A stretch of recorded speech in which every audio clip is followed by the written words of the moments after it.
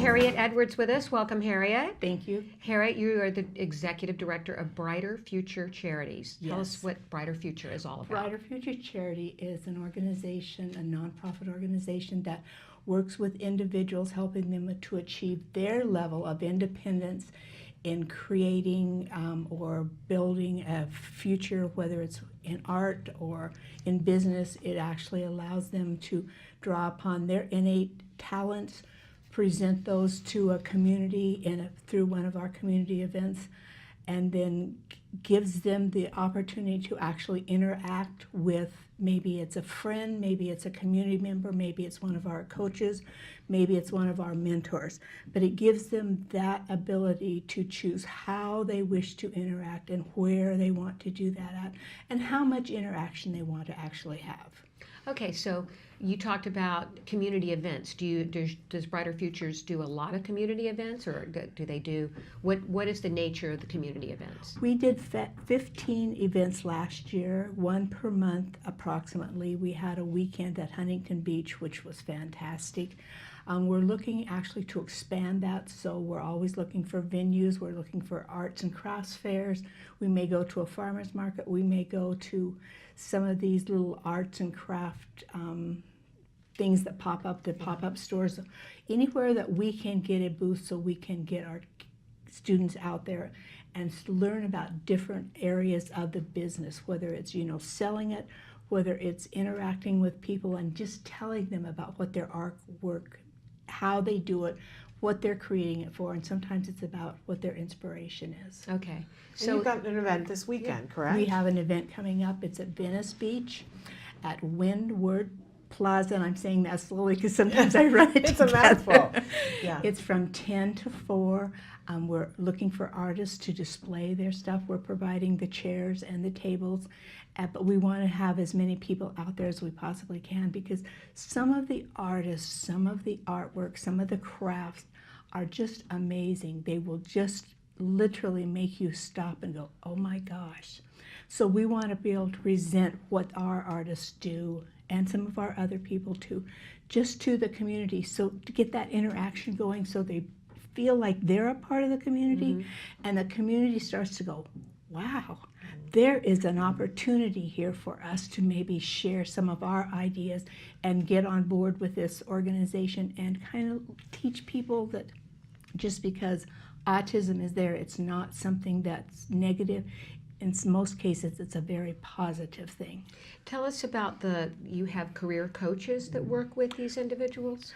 We do. We have decided that that's, some of our students need a little bit more one-on-one than some of the others. Some of them have been doing this for a while, but some of them need the actual training of what it is to pack up, get ready to go, show up, be dressed, be ready, have food, and then to actually set up their booths, to actually put their artwork or their books or whatever it is that they're selling that day and display it in such a manner as, people will stop and look at it.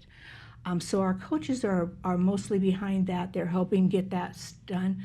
One of the things that we ask that they do is we assign each student to go around to other artist booths and see something that they've not seen before.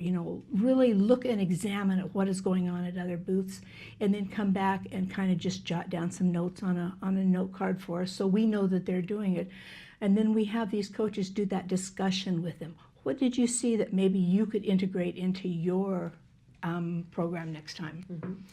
And so, I want to back just a little bit up to this. It sounded like what you were saying is that you could take some more artists for this weekend. Yes, we could. So if somebody's never done anything with you before, it's not too late for them to participate this weekend, and they could have the ability to display their art and Yes. even sell it at your event this weekend. Yes. That's an amazing thing. Is there any cost associated for the artist to be able to have that space? Because usually you would have to rent a booth and... What we're asking is a small donation, whatever they think that they can give. And some of our other events, yes, we have asked for donations and stuff. But for this one, we would just like to get the artist out there, let them see how we work and what we can do to kind of assist them in achieving what they're looking for. Because Again, I'm sorry to repeat, but No. some of this art is so fantastic. You just want to take it all home and hang it on your walls. It's that great. And for people who, maybe don't have, like Nancy's got an amazing artist. Yes, my son Wyatt is a great artist. Yes, but for people who don't have kids that have yet found the artist within, they can attend Yes. and buy art. They can buy art. We also have set up what I call a parallel track, because a lot of our people with autism need to learn how to socialize, and that's sometimes just as difficult as being an artist and doing that kind of stuff. Yes. So we've actually set up 2 separate tracks. We have the one for our artists and we have the ones for our participants. And they will learn something, they will have a socialization lesson during this event, similar but not exactly like what we ask the artists to do. And they will be worked with our social career coaches. Just teaching them, it may be just about, saying hi to somebody. It may be about, helping one of the artists unwrap their artwork. It may just be the interaction between myself and one of those people. But again, it's giving them the opportunity to say, you know what?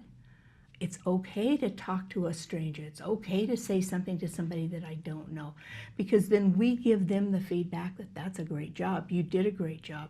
One of the really unique things that we do at the end of our arts and crafts events is we give them a certificate that says, you participated with Brighter Futures today, and we admire, your tenacity to stay at the booth the whole time, or how well you did, unpacking and packing up. Just give them some kind of a compliment that makes them go, hey, maybe I want to come back and Right. learn more.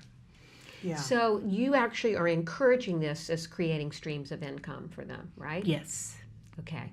So the goal is for these artists to eventually, or Become an entrepreneur, Right. maybe because right now a lot of our parents are doing, the students do the art, but the parents are the ones that are actually setting up the booths right. and selling the stuff. So what we're trying to do is give that student the chance to look at somebody and say, you know what, I could do that. I could talk to a client, or I could talk to 2 clients. It's amazing some of the changes we've seen in some of our artists. I was going to ask you what you've seen in terms of transformation with some of these artists. We have seen the student that kind of came with mom and dad because mom and dad wanted to see what it was about, and kind of, she was kind of behind the scenes is the best way I can put it.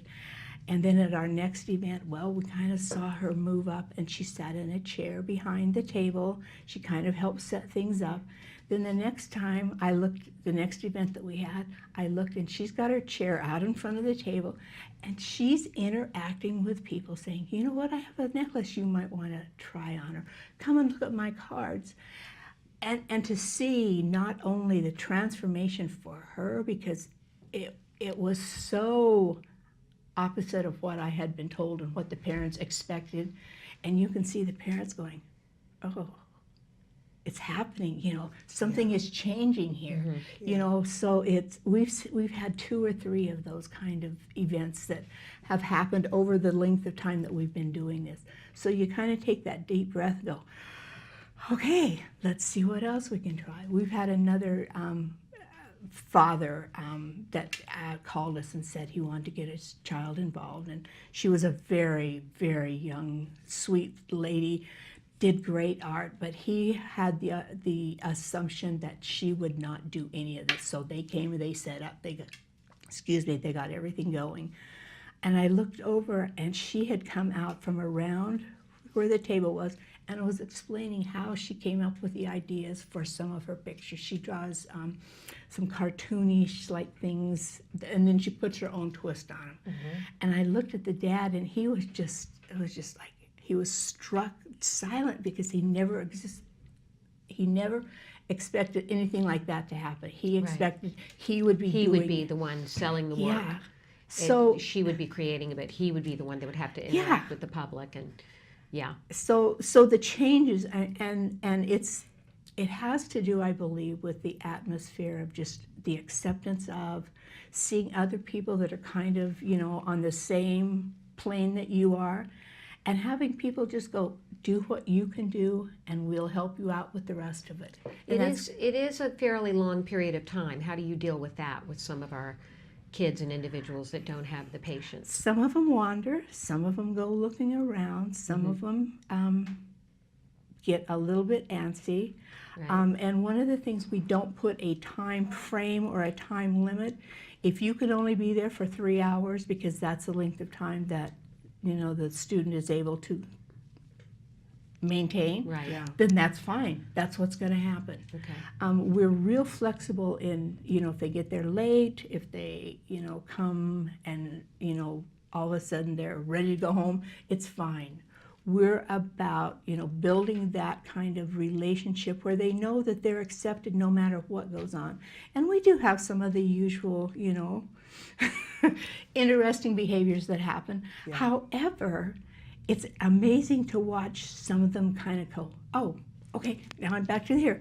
And it's just like, their faces just change and they get right back to business. So, Okay, so let's give some details Yes. about this. It's an Arts and Crafts of Autism. It's the Yes. title of it. It's this Saturday, February 25th, from 10 a.m. to 4. That's kind of why we're Correct. talking about it. You're going to be there for long hours, but if you're bringing an artist, you don't have to Right. be.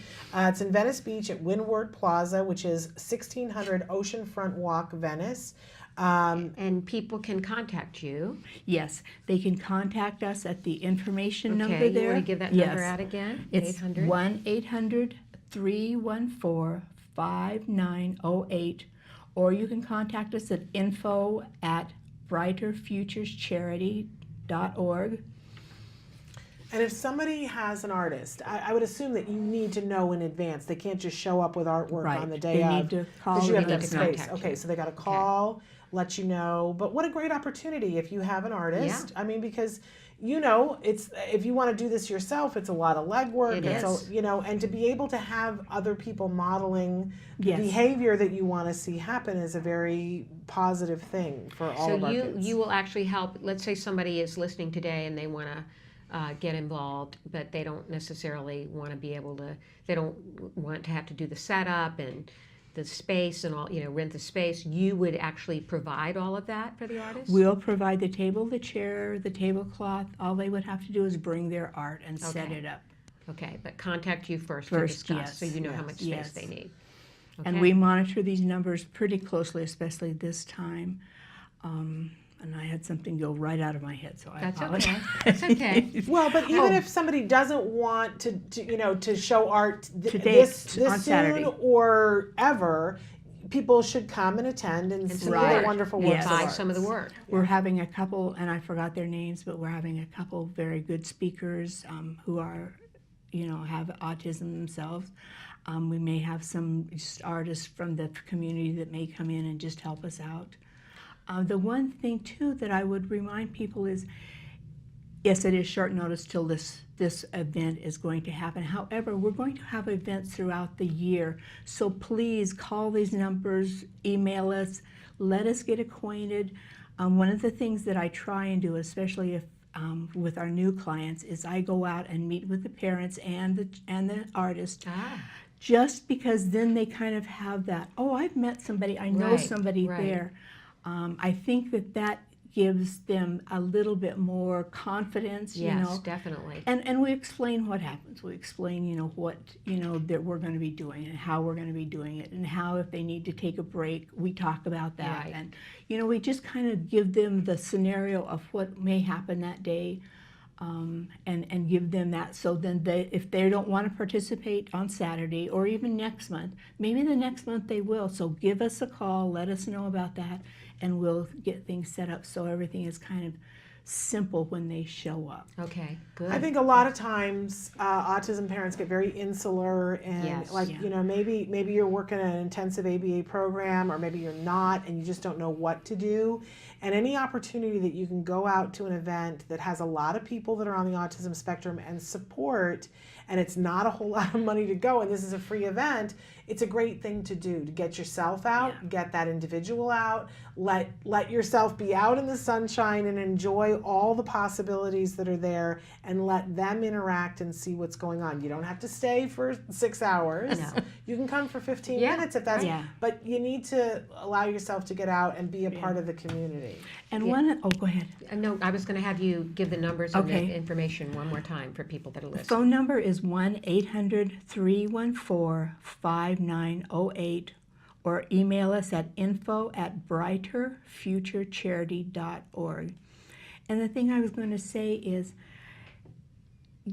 you're correct in that people become real, insular. They're kind of, but this gives not only the student an opportunity, but you also see some bonding and some relationships kind of grow between the parents, because the caregivers in any situation have the hardest job in the world, but it kind of gives them a little bit of support. And if you can say, well, I did this, and well, maybe I can try that.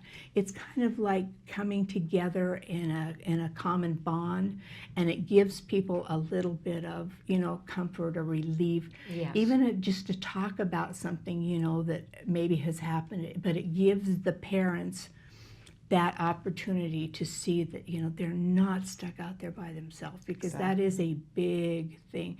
The one thing I wanted to say was, Mila Larios is our founder. She's the one that came up with this whole idea, and she's the one that came up with this idea because she saw so many of our autistic people doing art and not having anywhere to actually showcase it.